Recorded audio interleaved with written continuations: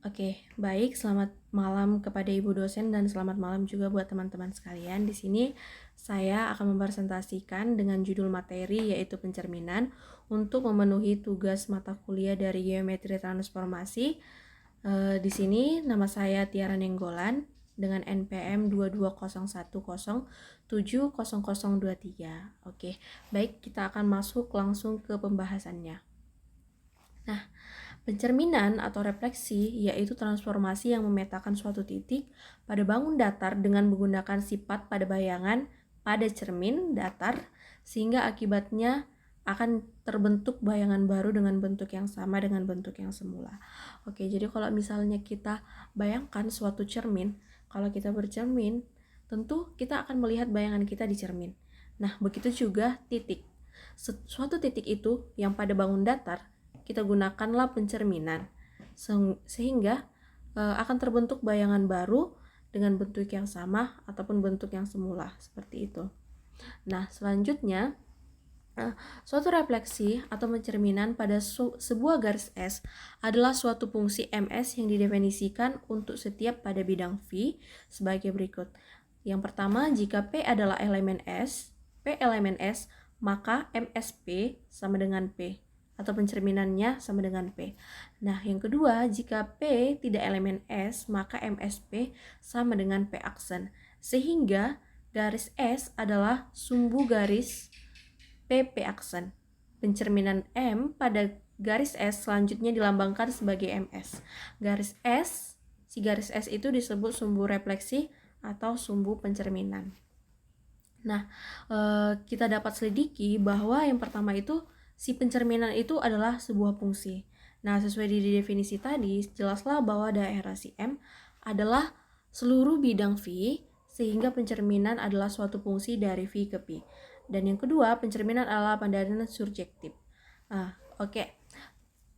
Ambil sembarang X aksen elemen V. Jika X aksen elemen S, maka X sama dengan X aksen karena si MSX sama dengan X sama dengan X aksen. Jika si X aksen itu bukan elemen S, maka berdasarkan sifat geometri untuk setiap XS merupakan sumbu ruas X aksen karena si V itu adalah bidang Euclides. Artinya setiap X aksen itu memiliki prapeta atau bayangan, jadi si M adalah surjektif. Yang ketiga, si pencerminan adalah padanan yang injektif. Nah, kita andaikan A tidak sama dengan B. Jika A itu elemen S dan B elemen S, maka MSA sama dengan A aksen sama dengan A, dan MSB itu sama dengan B aksen sama dengan B. Jadi si A aksen tidak sama dengan B aksen. Kalau salah satu misalnya A elemen S, maka MSA sama dengan A aksen sama dengan A. Karena si B itu bukan elemen S, maka B aksen sama dengan MS. Dengan B aksen tidak elemen S, maka A aksen tidak sama dengan B aksen. Atau MSA atau pencerminan si A tidak sama dengan pencerminan B. Andaikan si A elemen S dan andaikan A tidak elemen S dan B tidak elemen S, andaikan bahwa si MSA sama dengan MSB atau A aksen itu sama dengan B aksen, jadi si A aksen A itu tegak lurus S dan B aksen B itu tegak lurus S.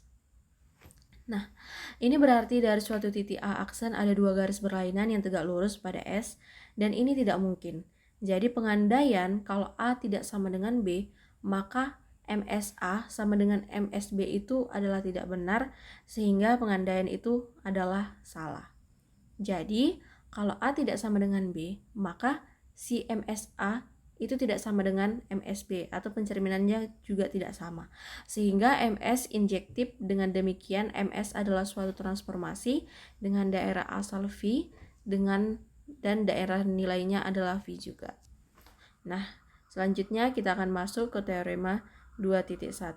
Setiap refleksi pada garis adalah suatu transformasi. Bukti MSV pada V. Yang akan dibuktikan si MS itu adalah surjektif. Ambil sembarang X aksen elemen V sedemikian sehingga X aksen sama dengan MSX. Menurut definisi, jika X elemen S, maka si MSX itu adalah sama dengan X aksen sama dengan X. Jadi untuk setiap X aksen elemen V, terdapat X aksen sama dengan X sama dengan MSX dengan X elemen S. Untuk setiap X aksen elemen V, terdapat X aksen sama dengan X sama dengan MSX dengan S adalah sumbu X aksen, jadi MS itu adalah surjektif.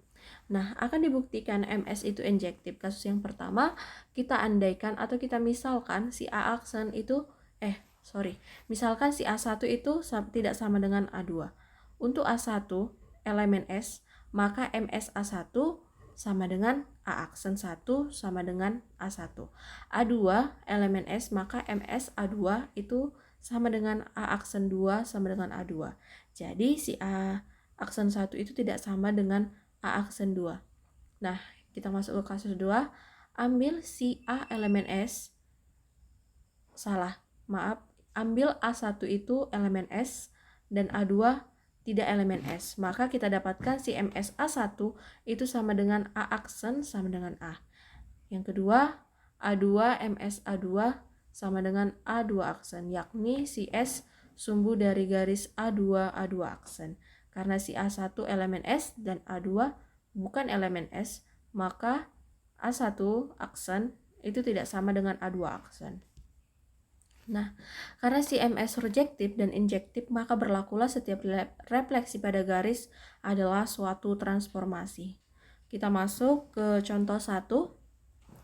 Apabila pada V ada setiap sumbu ortogonal dan titik A itu berada di 1,3, sedangkan titik B itu berada di min 2, min 1. Tentukan persamaan sebuah garis G sehingga MGA sama dengan B. Nah, di sini teman-teman kita akan masuk ke persamaan garis. Nah, dimana kalau misalnya persamaan garis melalui dua titik itu mempunyai rumus Y dikurangi Y1 per Y2 dikurangi Y1 sama dengan X kurang X1 per X2 kurang X1.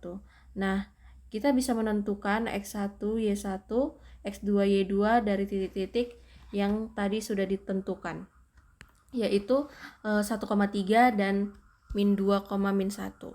Nah,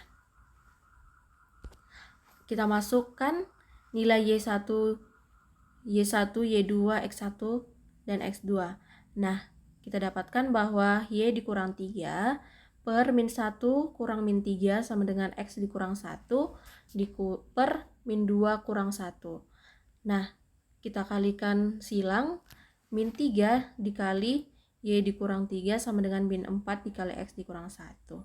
Nah, kita kalikan ke dalam, min 3Y, min 3 dikali Y sama dengan min 3Y, min 3 dikali min 3 sama dengan 9, sama dengan min 4 dikali X, min 4X, ditambah, dimana kan min dikali min kan positif. Jadi min 4 dikali min 1 hasilnya adalah positif 4. Maka kita operasikan menjadi 4X dikurang 3Y tambah 5 sama dengan 0. Nah, dari persamaan tersebut kita dapatkanlah si gradiennya itu adalah 4/3. Oke. Gradien yang tegak lurus garis AB, kita bisa lihat di gambar si garis AB gradien yang tegak lurus garis AB dengan M2 sama dengan min 3/4. Nah, titik tengah, kita akan cari titik tengah si AB, yaitu 1,3 tambah min 2, min 1 per 2. Jadi hasilnya adalah min 1,2 per 2 sama dengan min 1 per 2,1. Persamaan garis yang melalui min setengah, 1 dengan M sama dengan 3 adalah kita masukkan ke rumus persamaan garis melalui satu titik dan gradien diberikan, yaitu Y kurang Y1 sama dengan M dikali X kurang X1, Y dikurang 1 sama dengan, kita ketahui tadi dari gradien yang sebelumnya itu adalah min 3/4 dikali X tambah setengah Y sama dengan min 3/4 X dikurang 3/8 tambah 1, Y sama dengan min 3/4 X tambah 5/8. Maka kita dapatkanlah 8Y tambah 6X kurang 5 sama dengan 0. Kita operasikan kembali agar sin X-nya lebih dahulu menjadi 6X kurang 8Y. Maaf teman-teman, itu salah pengetikan ya. Oh iya salah pengetikan guys. Seharusnya 6X tambah 8Y kurang 5 sama dengan 0. Jadi persamaan garisnya itu adalah si 6X ditambah 8Y dikurang 5 sama dengan 0. Oke, baik, sekianlah hasil dari presentasi saya. Jika ada kekurangan kata ataupun salah penyebutan, saya mohon maaf. Sekian dan terima kasih.